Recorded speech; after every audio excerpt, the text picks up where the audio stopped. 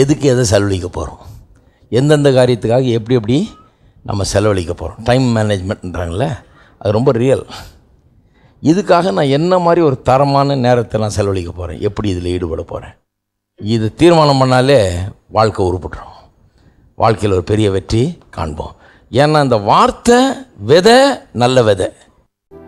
நீரே என் தாஞ்சா, நீரே என் கோட்டை, நீரே என் ரட்சகர்,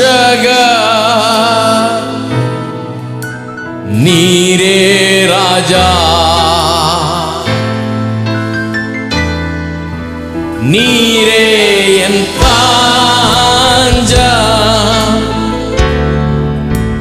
நீரே என் கோட்டை, நீரே என் ரட்சகர்,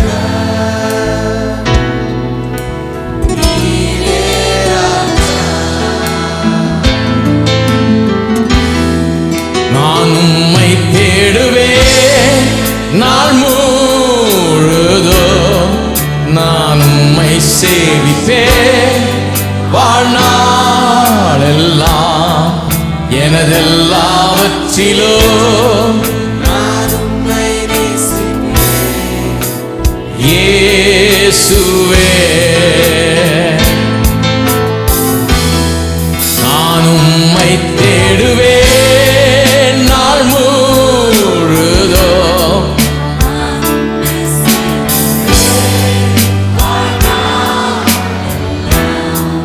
எனதெல்லாவற்றிலும் நான் உம்மை நேசிப்பேன் இயேசுவே. இயேசுவே ராஜா,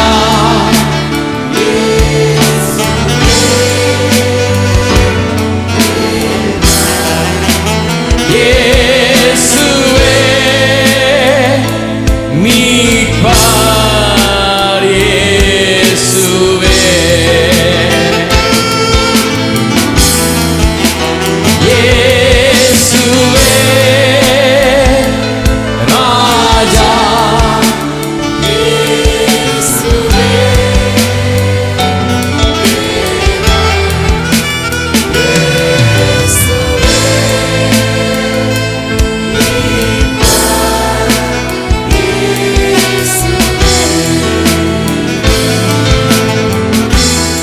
நான் உம்மை தேடுவேன் நாள் முழுதும், நான் உம்மை சேவிப்பேன் வாழ்நாளெல்லாம்.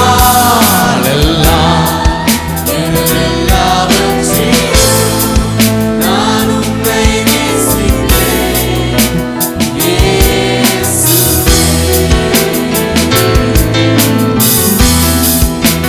இயேசுவே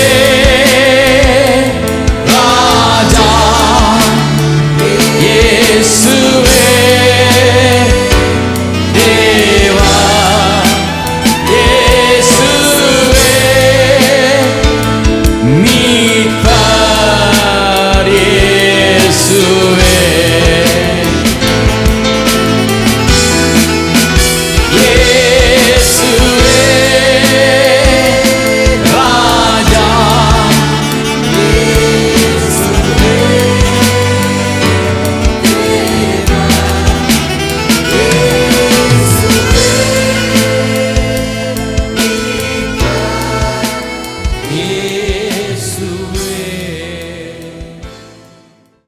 சென்னையில் சாம்பி செல்லத்துறை நடத்தும் போதகர்கள் கருத்தரங்கு 2017 பிப்ரவரி 15, 16, 17 ஆகிய நாட்களில் நடைபெற உள்ளது. இடம் அப்போஸ்தல ஐக்கிய சபை, சென்னை. நேரம் காலை 9 மணி முதல் மாலை 5 மணி வரை. இக்கருத்தரங்கில் செய்திகள் தமிழில் மட்டுமே வழங்கப்படும். இக்கருத்தரங்கில் கலந்து கொள்ள பதிவு கட்டணம் ரூபாய் 700 செலுத்தி முன்பதிவு செய்தல் அவசியம். மேலும் விவரங்களுக்கு உடனே தொடர்பு கொள்ளவும்.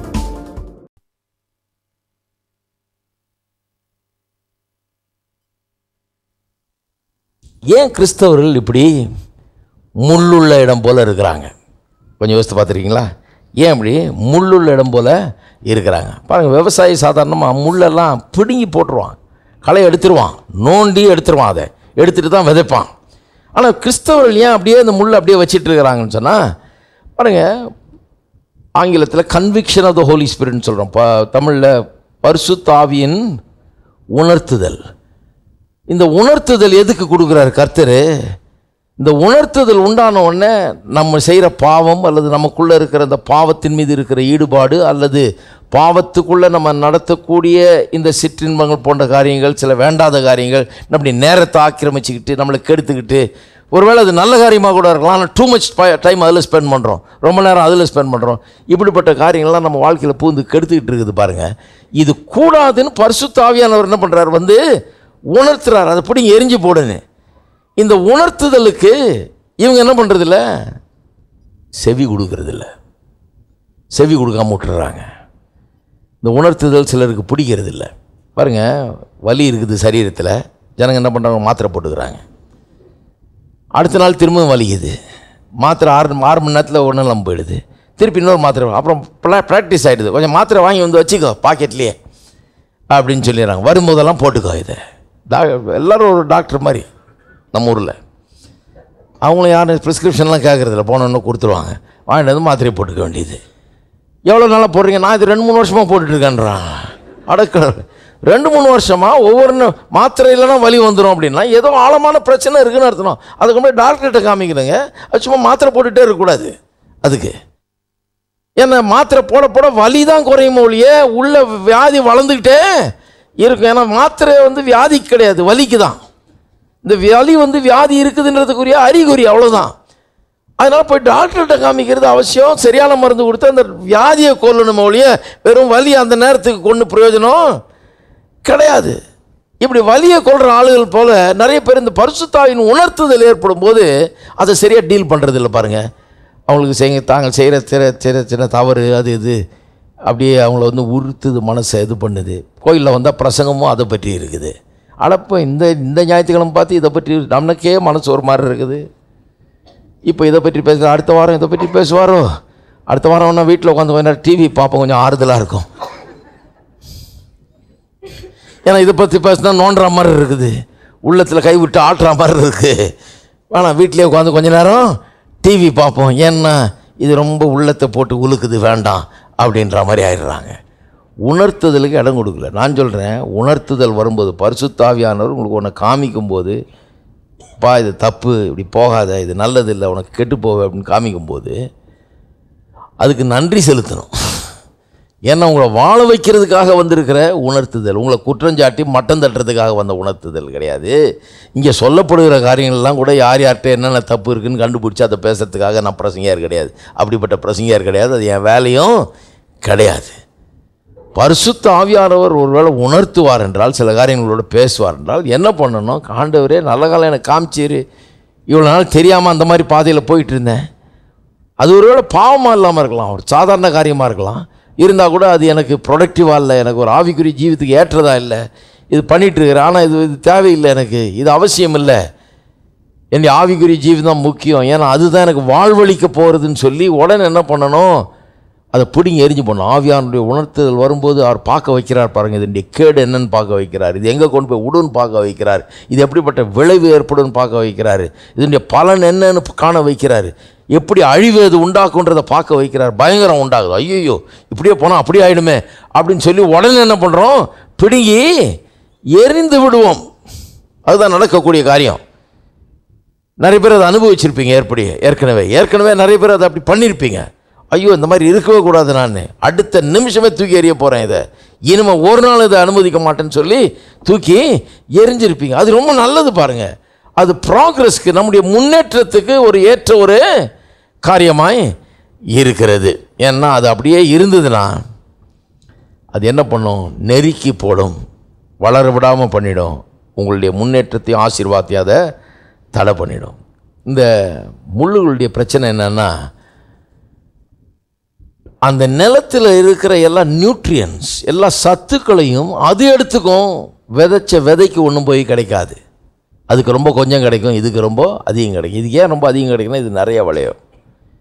இது அப்படி தான் நெருக்கி போடுது, அதை விட இது 10 மடங்கு அதிகமாக விளையும். அப்போ ஒரு நிலம்னு எடுத்துக்கிட்டிங்கன்னா அதில் ஓரளவு தான் சத்துக்கள் இருக்குது. அந்த நிலத்தில் இப்போ இவ்வளோ பெரிய நிலம்னு எடுத்துக்கிட்டிங்கன்னா அதில் ஓரளவு தான் சத்துக்கள் இருக்குது.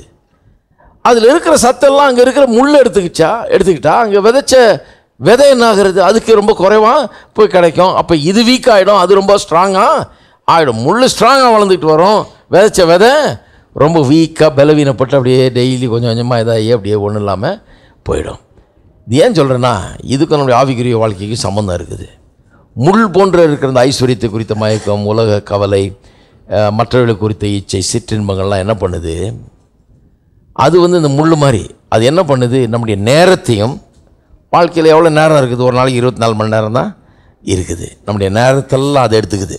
சத்தெல்லாம் இது எடுத்துக்கிற மாதிரி நேரத்தெல்லாம் இது எடுத்துக்குது.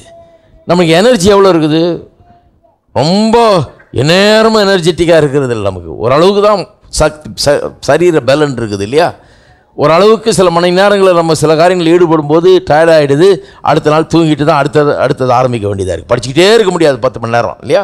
நடுவில் ஒரு பிரேக் தேவைப்படுது, அப்புறம் ஒரு தூக்கம் தேவைப்படுது, அப்புறம் திருப்பி அடித்து ஃப்ரெஷ்ஷாக படிக்க வேண்டியது.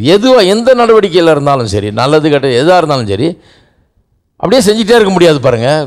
இது எனர்ஜி ஒரு லெவலில் தான் இருக்குது. நம்முடைய எண்ணங்கள், நம்முடைய ஆற்றல்கள் எல்லாமே ஒரு எல்லைக்குட்பட்ட ஒரு சக்தி, ஒரு பலன், அதன் அடிப்படையில் தான் இயங்கி கொண்டிருக்கிறது. அப்போ நம்முடைய நேரத்தை எல்லாம் உலக கவலை எடுத்துக்குதுன்னு வச்சுங்க, நேரத்தை எல்லாம் ஐஸ்வர்யத்தை குறித்த மயக்கம் எடுத்துக்குதுன்னு வச்சுங்க, நேரத்தை எல்லாம் சிற்றின்பங்கள் எடுத்துக்குதுன்னு வச்சுங்க, நேரத்தை எல்லாம் இந்த மற்றவர்களை குறித்த இச்சை எடுத்துக்குதுன்னு வச்சுங்க, எனர்ஜி எல்லாம் இது எடுத்துக்குதுன்னு வைங்க. நமக்கு இருக்கிற எனர்ஜி எல்லாம், நாள் முழுக்க இருக்க வேண்டிய இந்த பிரிஸ்க் எனர்ஜி எல்லாம் அது எடுத்துக்குதுன்னு வைங்க. அப்புறம் கடவுளுடைய காரியத்துக்குள்ள என்ன மிஞ்சம், அதுக்கு என்ன மிஞ்சம்? அதையும் இதையும் பண்ணி எல்லாத்தையும் கடைசியில் கோயிலுக்கு வந்தால் கோயிலில் தூக்கம் தான் வரும். ஏன்னா அதிலே போயிடுச்சு எனர்ஜி, இங்கே ஒன்றும் கேட்க முடியாது இல்லைங்களா. இப்போ நான் எல்லாருக்குமே அது பொருந்துங்க. எனக்கு நான் ஒரு ஊழியக்காரன், நான் நாள் முழுக்க அங்கேயும் இங்கேயும் சுற்றிக்கிட்டு அலைஞ்சிக்கிட்டு, சில ஊழியக்காரெலாம் பப்ளிக் ரிலேஷன்ஸ் ஆஃபீஸர் மாதிரி, அவங்க ஊழியர்னாலும் பப்ளிக் ரிலேஷன்ஸ்னு நினைக்கிறாங்க. அவங்க கடவுளோட ரிலேஷன்ஸ் ஒன்றும் கிடையாது, பப்ளிக் ரிலேஷன்ஸு. எல்லாரையும் தெரிஞ்சு வச்சுக்கணும், எல்லாரையும் ஃபிங்கர் டிப்பில் வச்சுருக்கணும், எல்லாரையும் இது பண்ணணும். அதுதான் ஊழியக்காரனுடைய மேன்மை அழகுன்னு நினைக்கிறாங்க. எல்லாரையும் தெரியும், ஆண்டவரை தெரியாது. எல்லாத்தையும் தெரியும், ஆண்டவருடைய வசனம் தெரியாது. எல்லாம் தெரியும், சத்தியம் தெரியாது. ஏன்னா எனர்ஜி எல்லாம் என்ன ஆகிடுது, அங்கே போயிடுது. எனர்ஜி எல்லாம் எங்கே போயிடுது, அங்கேயும் இங்கேயும் அலைஞ்சு. சில ஊழியக்காரங்க எனக்கு தெரியும், காலையில் போய் அந்த குடும்பத்தை எழுப்பி அவங்களோட ஜெபம் பண்ண வச்சு அவங்க ஆஃபீஸுக்கு அனுப்புகிற வரைக்கும் அங்கேயே இருந்து பத்திரமா ஜெபிச்சு அனுப்புவாங்க. சாயந்தரம் அவங்க ஆஃபீஸ்லேருந்து வரும்போது ஜெபிச்சு அவங்கள வரவேற்று, அப்புறம் கூடயே இருந்து ராத்திரி அவங்களோடய சாப்பிட்டு அவங்க தூங்குற வரைக்கும் அவங்களோட இருந்து படுக்க வச்சுட்டு தான் வருவாங்க. என்னன்னு கேட்டால் ரொம்ப கேர் எடுக்கிறோங்க. அவங்க கேட்பாங்க உங்கள்கிட்ட, உங்கள் பாஸ்டர் அப்படி செய்வாரா? நல்லா சொல்லுங்கள், செய்யவே மாட்டார். கேர் எடுக்கிறதுனா அது இல்லை. எது கேர் எடுக்கிறது? உங்களுக்காக நான் வாரம் முழுக்க இதை ஆராய்ஞ்சு, இதை படித்து, இதை கற்றுக்கிட்டு, இதை நான் பயிற்சி எடுத்து செய்து பார்த்து, இதில் ஈடுபட்டு என்னுடைய எனர்ஜியை, என்னுடைய நேரத்தை, என்னுடைய எண்ணங்களை, என்னுடைய திறமையை எல்லாத்தையும் கடவுள் எனக்கு கொடுத்துருக்க எல்லாத்தையும் இதில் நான் செலவழித்து, இதை நான் சரியான விதத்தில் இதை எனக்குள்ளே கிரகித்து கொண்டு இங்கே நான் உங்களுக்கு சொல்கிறது தான் கேர். அதுதான் கேர்.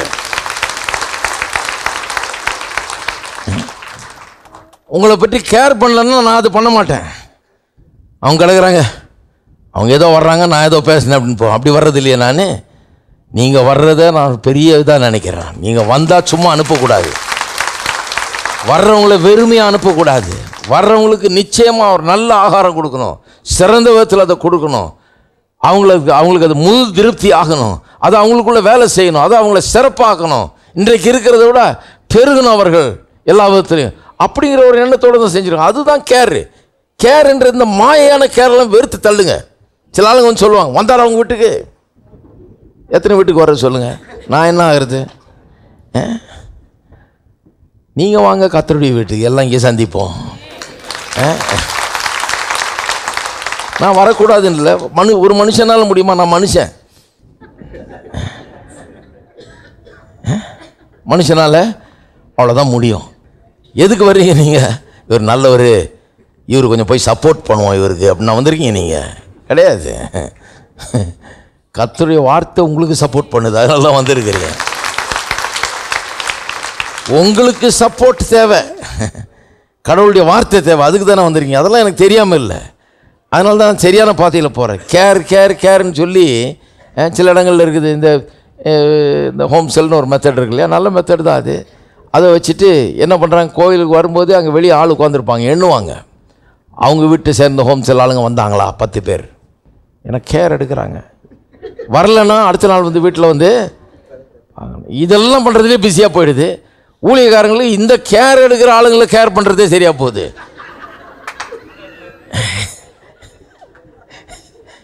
நீ எத்தனை பேரை கொண்டு வந்த? உன் கேர் செல் எத்தனை பேர் ஆச்சு? 10 பேரா இருந்து இப்போ 12 பேர் ஆச்சா? ஆகவே இல்லையா? நீ எப்படி மோட்சம் போக? வெறுங்கையனாக தேவனை நீ சந்திக்க போறியா? இப்படியெல்லாம் சொல்லியே நேரம் சரியாக போகுது. கேர் அது நாங்கள் என்ன சொல்கிறோம்? ஜீசஸ் கேர்ஸ்ன்னு சொல்கிறோம். இயேசு எடுக்கிற கேரை விடவா நாங்கள் எடுத்துகிட்டு போகிறோம் உங்களுக்கு? அவர் உங்கள் கூடயே இருக்கிறாரு, உங்களுக்கு முன்னாலேயே போகிறாரு, உங்களை விட்டு ஒருபோதும் விலகுவதில்லை, உங்களை கைவிடுவதில்லைன்றாரு. இதெல்லாம் சொல்லித்தரதுக்கு தான் நாங்கள் உங்களோட இருக்கிறோம், அதுக்கு தான் இங்கே இருக்கிறோம். அப்போ பாருங்கள், நல்ல சில காரியங்களை புரிந்து கொள்ள வேண்டும். எல்லாம் நேரம், நான் என்ன சொல்ல வரேன்னா, ஒரு ஊழியக்காரன் கூட சரி, எல்லா நேரமும் மற்றதில் செலவாயிடுச்சா அப்புறம் இதில் என்ன செலவாகும்? அவனுடைய ஊழியம் எப்படி விருத்தி அடையும்? அவனுடைய பிரசங்கம் எப்படி உருப்படும்? அதை கேட்குற ஜனம் என்ன ஆவார்கள்? இதில் ஆழமாக போனால் தான் அங்கே ஏதாவது உண்டாகும், சபையில் ஏதாவது உண்டாகும். இதில் ஆழமாக போனதனுடைய விளைவு தான் இதை ஒழிய ரொம்ப ட்ரிக்கியாக அவங்களெல்லாம் பிடிச்சி இழுத்துட்டு வந்தேன் நான் கிடையாது. ரொம்ப தந்திரமாக அவங்களெல்லாம் ஒருத்தர் சொல்ல, தந்திரமாக ஆத்துமாக்களை சம்பாதிக்கணும். அட கடவுளை, என்ன தந்திரம் பண்ண போகிறீங்க? எந்த தந்திரமும் பண்ணல, நீங்கள் பார்க்குறது தான் அது, அவ்வளோதான், வேறு ஒன்றும் கிடையாது. இந்த வசனம் தான் பிரசங்கம் பண்ணுறோம், வேறு என்ன பண்ண? நான் ஒன்றும் பண்ணல. நீங்கள் வந்திருக்கீங்க, எதுக்கு வந்திருக்கீங்க? இந்த வசனம் உங்களுக்கு பிரயோஜனமாக இருக்குது, உங்கள் வாழ்க்கையில் அது வேலை செய்யுது, உங்களுக்கு அது உதவியாக இருக்குது, உங்களை வெற்றி காண பண்ணுது, அதனால வர்றீங்க. இந்த வாரம் வந்தீங்க, அடுத்த வாரம் வருவீங்க, போய் இன்னும் 4 பேரை கூட்டிகிட்டும் வருவீங்க. ஏன் நான் சொன்னதுனால? நான் என்றைக்காக சொல்லியிருக்கிறேன் 4 பேரை கூப்பிட்டு வாங்கன்னு? கிடையாது. ஏன் கூப்பிட்டு வர்றீங்க? உங்களுக்கு உரைச்சிருக்குது, அது உங்களுக்கு வேலை செய்யுது. நீங்கள் போகிறீங்க, என் மச்சான் ஒருத்தன் இருக்கான், அவனையும் கூப்பிட்டு வரோம், அவனும் உருப்படாமல் இருக்கிறான்னு, இங்கே வந்தானா நல்லா போவான், அவனையும் இழுத்துட்டு வருவோம் போயின்னு சொல்லி பிடிச்சி இழுத்துட்டு வர்றீங்க. இப்படி தான் பாருங்கள், வசனம் விருத்தி அடைந்தது, சீஷரின் தொகை பெருகிட்டு. பேதுரு சொல்கிறாரு, அந்த சபையில் ஒரு பிரச்சனை, அட்மினிஸ்ட்ரேட்டிவ் ப்ராப்ளம் வந்தப்போ சொல்கிறாரு, இதெல்லாம் நாங்கள் செய்யக்கூடாது, இந்த வேலையெல்லாம் வேறு ஆள் செய்யட்டும், 7 பேரை தெரிஞ்சு எடுத்துங்க, அவங்க உணவு பரிமாறட்டும், ஏழைகளை கவனிக்கட்டும், அதெல்லாம் பண்ணட்டும், அட்மினிஸ்ட்ரேஷன் அவங்க பண்ணிட்டோம், நாங்கள் ஜெபத்திலும் வேத வசனத்திலும் தரித்திருப்போன்னு அந்த தீர்மானம் எடுத்த உடனே இன்னும் சில வசனங்களை பொறுத்து வாசித்து பார்த்தீங்கன்னா அங்கே சொல்லியிருக்குது, வசனம் விருத்தி அடைந்தது, சீஷர்கள் தொகை பெருகிற்று. சர்ச்சு குரோத்தை பற்றி ஓன்னு டீச் பண்ணுறாங்க, இதை யாரும் சொல்கிறதே கிடையாது. வசனம் விருத்தி அடைஞ்சால் சீஷர்கள் தொகை பெருகும். அப்போ உங்களுக்குள்ளே அப்படி தான், வசனம் விருத்தி அடைந்தால் தான் ஏதாவது நடக்கும் வாழ்க்கையில். உள்ளே போகிற வசனம் விருத்தி அடையணும். நீங்கள் மற்றதுக்கெல்லாம் நேரத்தை செலவழிச்சுட்டு, கவலைப்பட்டே நேரத்தை செலவழிச்சுட்டு, ஐஸ்வர்யத்தின் மயக்கத்திலே நேரத்தை செலவழிச்சுட்டு, சிற்றின்பத்திலே நேரத்தை செலவழிச்சுட்டு, அப்புறம் ஏதாவது பெரிய காரியம் நடக்கும் அப்படின்னு நினச்சிங்கன்னா நம்மளே ஏமாற்றிக்கிறோம். நம்ம நேரத்தையெல்லாம் அதில் செலவழிச்சிட்டு இதுலேருந்து பெருசாக எதிர்பார்க்க முடியாது. இந்த தோட்டத்தை டெய்லி ஒரு மணி நேரம் வேலை செஞ்சிங்கன்னா அது நல்லாயிருக்கும் இல்லைங்களா? அந்த 1 மணி நேரம் டெய்லி வேலை செய்யலாம், அது காட்டும். நான் ஒருத்தன் பியானோ டியூஷனுக்கு போனாங்களாம்.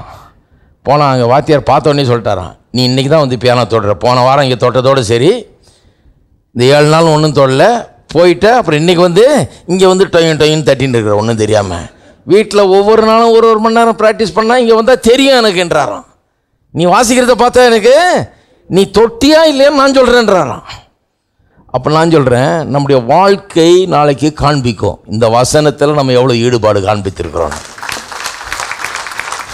இதை அறிந்து கொள்றதில்ல, இதை ப்ராக்டிஸ் பண்ணுறதில்ல, இதை நம்புறதில்ல, விசுவாசிக்கிறதில்ல, இதன்படி நடக்கிறதில்ல, நம்ம எவ்வளோ ஈடுபாடு காண்பித்திருக்கிறோன்றத நம்முடைய வாழ்க்கை காமிக்கும். வாத்தியார் கண்டுபிடிக்கிற மாதிரி டெஸ்ட் இது. நான் வைக்கிற டெஸ்ட் இல்லை, நான் ஒன்றும் கண்டுபிடிக்க போகிறதில்ல. எல்லாம் நான் வீட்டுக்கு வந்து கண்டுபிடிக்க போகிறேன் நான் உங்களை கிடையாது. இது கண்டுபிடிச்சிரும். இது உங்களுக்கு டெஸ்ட் வைக்கும். இது சொல்லும் நீ சரியாக கவனிக்கல, அதனால தான் நீ இதை சரியாக நேரம் செலுத்துகிற. இதில் உனக்கு நேரம் இல்லை, ஏன்னா மற்ற எல்லாத்துக்கும் நேரம் இருக்குது, இதுக்கு உனக்கு நேரம் இல்லை. எப்படி தெரியும்? வாழ்க்கை அதை காண்பிக்குது. வாழ்க்கையில் எந்த பலனும் இல்லை, முன்னேற்றம் இல்லை, ஆசீர்வாதம் இல்லை, சந்தோஷம் இல்லை, சமாதானம் இல்லை, குழப்பம் தீரலை, சச்சரவு தீரலை, குழப்பம் இன்னும் மேலே மேலே அதிகரிச்சுக்கிட்டே தான் இருக்குது. குழப்பம் தீரவே இல்லை, ஒரு வெற்றி இல்லை, எதுவுமே இல்லை. அருமையானவர்களே, ரொம்ப பிளெயினாக பேசுகிறேன் நான், ஏன்னா நம்முடைய நன்மைக்காக. இருக்கீங்களா? அப்போ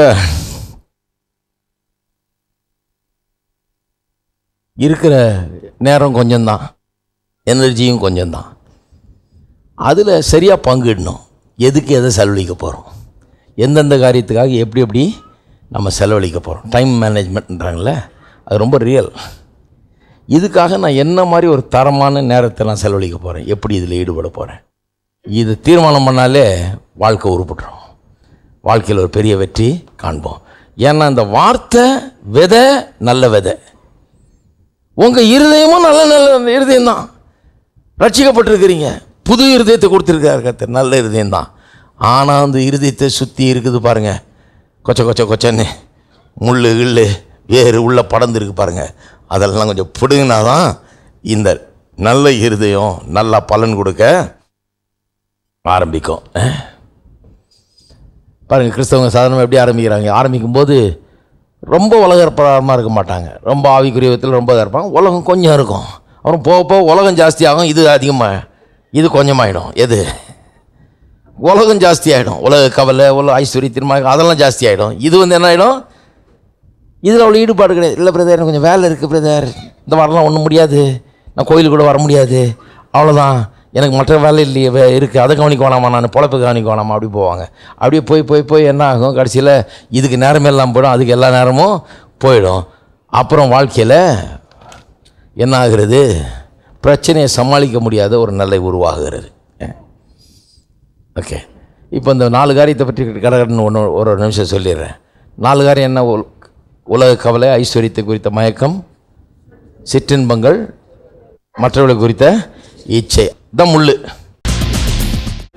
யெகோவா தேவனே, யெகோவா கர்த்தரே, யெகோவா மீட்பரே, யெகோவா ராஜரே, யெகோவா தேவனே, யெகோவா கர்த்தரே, யெகோவா மீட்பரே, யெகோவா ராஜரே, எல்ரோயி எல்ரோயி என்னை காண்பவரே, எல்ரோயி எல்ரோயி என்னை காண்பவரே, எல்ரோயி எல்ரோயி என்னை காண்பவரே, எல்ரோயி எல்ரோயி என்னை காண்பவரே, யெகோவா தேவனே, யெகோவா கர்த்தரே, யெகோவா மீட்பரே, யெகோவா ராஜரே, யெகோவா தேவனே, யெகோவா கர்த்தரே, யெகோவா மீட்பரே, யெகோவா ராஜரே.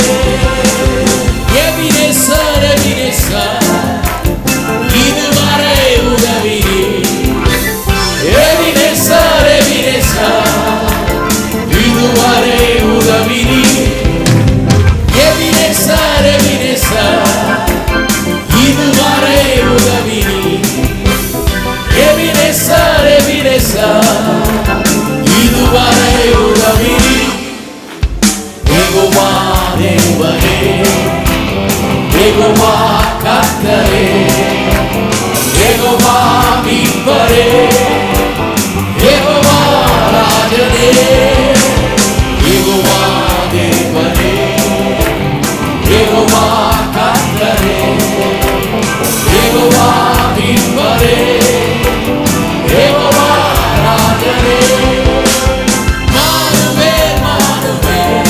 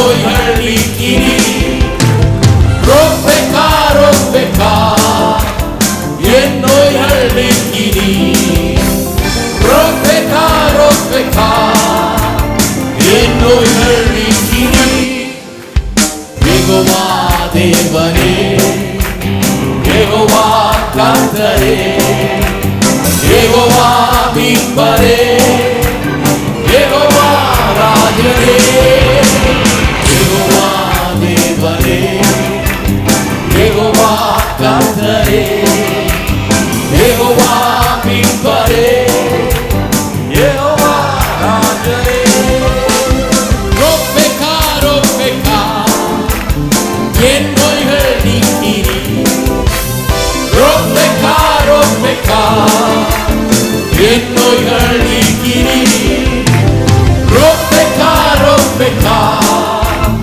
என் நோய்கள் நீக்கினி ரோப்பெக்கா ரோப்பெக்கா என் நோய்கள் நீக்கினி ரோப்பெக்கா ரோப்பெக்கா என்